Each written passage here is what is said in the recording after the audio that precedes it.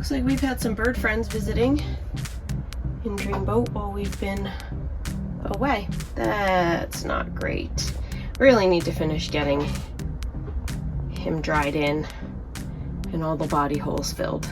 This is the old water heater door area where the water heater was mounted into the body. It is the last hole, big hole that we need to patch on Dreamboat's body. I would really like to have it shingled correctly, but I don't think that's going to be possible. So what we're going to do is we're going to clean up the edges, and then we're going to rivet a patch into this area.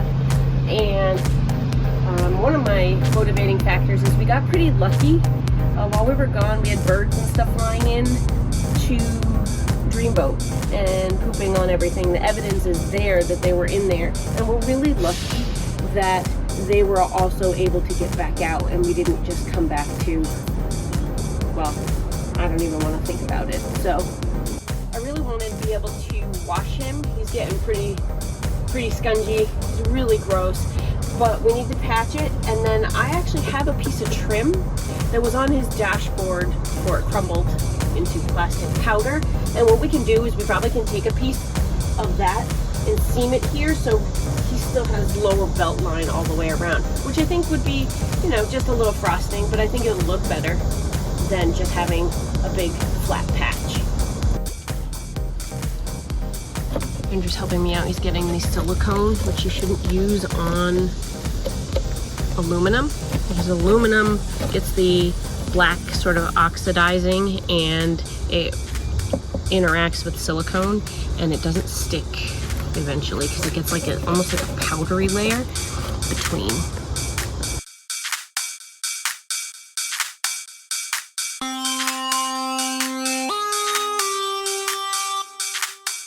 Also found for some reason they use some steel rivets here, which are just gonna rust and leave a rust tear sticking out from the patch that we're gonna put on.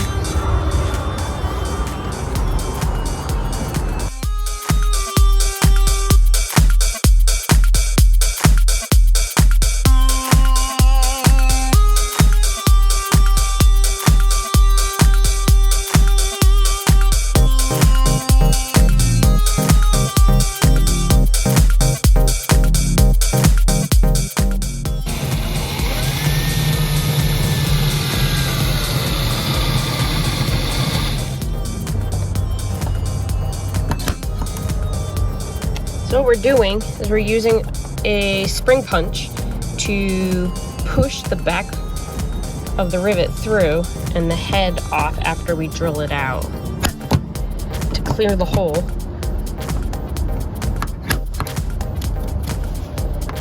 And this one still needs a little bit more drilling.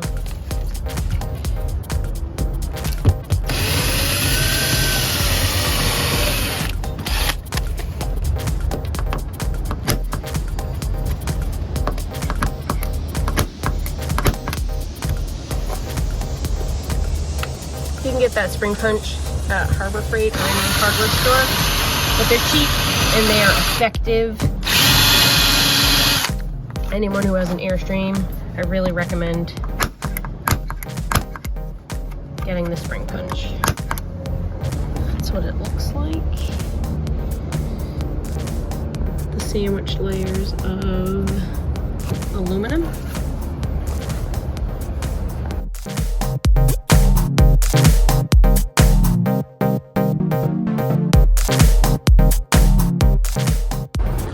I'm gonna make a patch out of a piece of aluminum that I have here. I've made a template, and the main limitation that I have in this piece is that it already has some small holes drilled in it.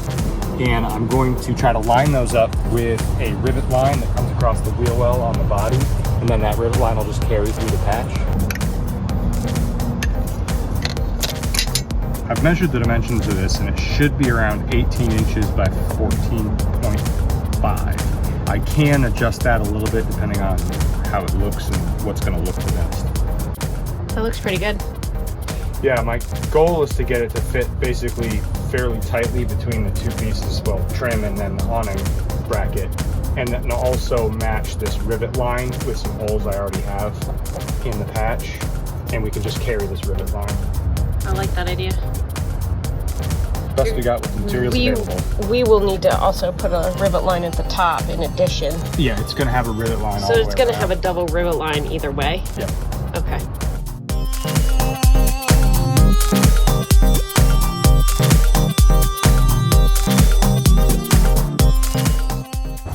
I'm going to score this 4, maybe 5, maybe 6 times with a nice fresh razor blade as carefully as I can to make one deep line, and then I'm gonna bend it over the edge of the table to break it with this held tightly down on my seam.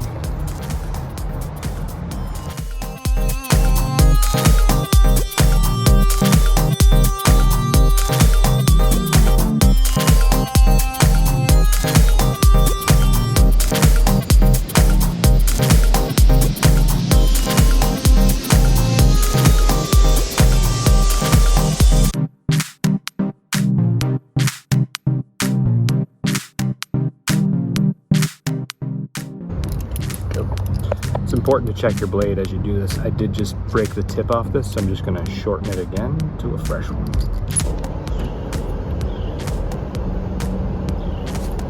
So if I've scored this enough times, I can start to bend it and it will break on that seam. And in an ideal world, it'll break along this seam, and then I can come back and finish the edge with a file.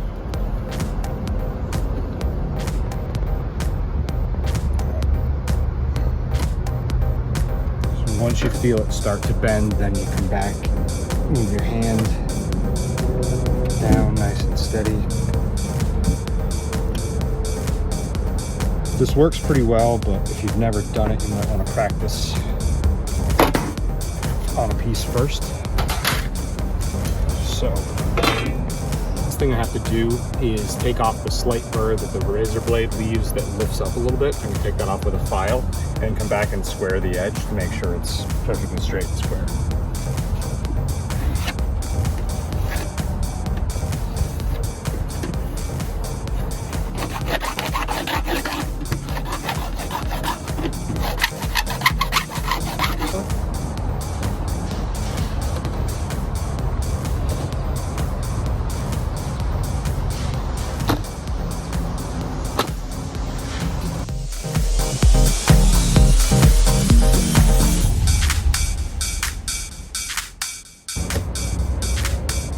About like that.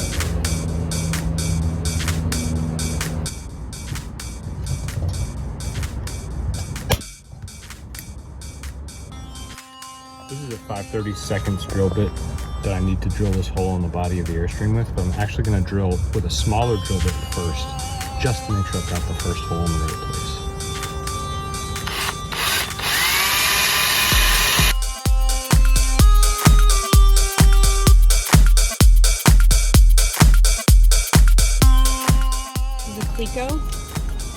And its function and purpose is to hold the two panels together. So you put it in this little special tool like this and see how it extends, and then I'll pull back and spread and hold the two panels together. So let's try. Now I can see the first hole, and I'm lining this little tip up with the second hole, and then I pull it, I put some pressure on it, and I release it, and now that corner is held in place, and Andrew doesn't have to hold it and I don't have to hold it. So we're going to do that with this corner as well. Just mapping where the rivets are, see if it makes sense to do it at the same spacing on the patch.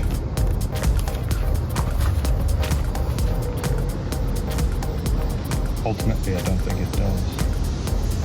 Sort of just guesstimate. What are we doing? We are marking out the vertical spacing of the rivets to carry that spacing here. Even though we don't need to, it's going to match this side to match further up.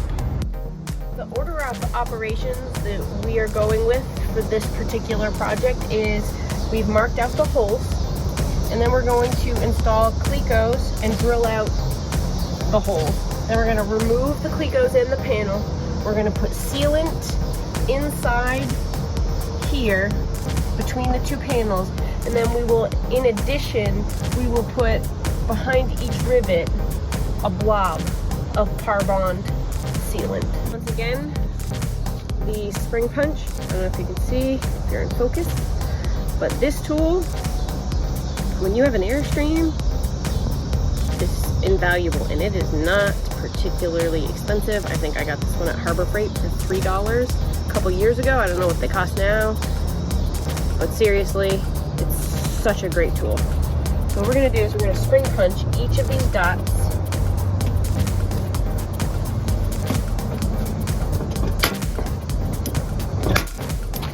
What it does is it leaves a divot. I don't know if you can see that on camera, but I'm gonna line up the punch.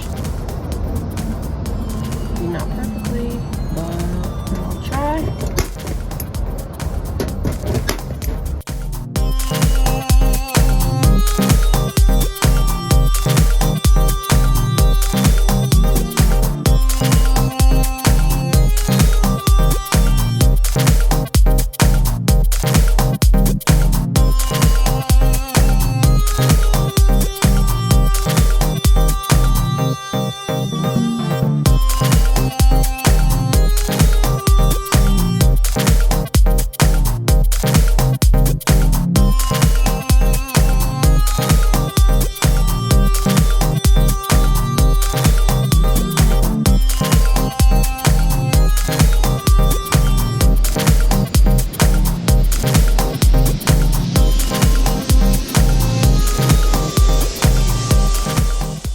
Like, subscribe, click that notification bell, leave a comment for more AirstreamWheeler content.